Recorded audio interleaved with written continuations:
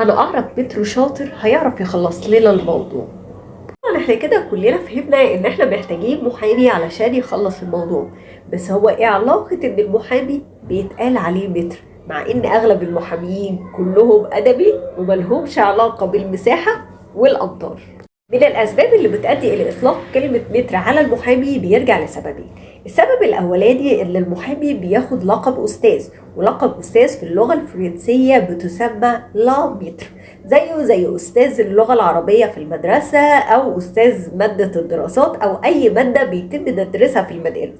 طبعا عكس الأستاذ اللي بيكون في الجامعات بيكون آخد لقب لا بروفيسور. اما بقى بالنسبه للسبب التاني فهو بيرجع ان ثوره 52 كان من ضمن اهدافها القضاء على الاقطاع، وده خلى بعض البشوات اللي كانت موجوده في العصر ده وتم تامين بعض ممتلكاتهم والاراضي الزراعيه ان هم يستعينوا بالمحاميين علشان يقدروا يرجعوا بعض الامطار اللي تم تامينها، وعشان كده كان بيتقال على المحامي متر. يا رب المتر رامي اخويا ما يشوفش الفيديو. ما تنسوش لو عجبكم الفيديو تعملوا لايك وشير وسبسكرايب للقناة وتفعلوا زر الجرس عشان يوصل لكم كل جديد من الفيديوهات بتاعتي. اشوفكم على خير في فيديو جديد.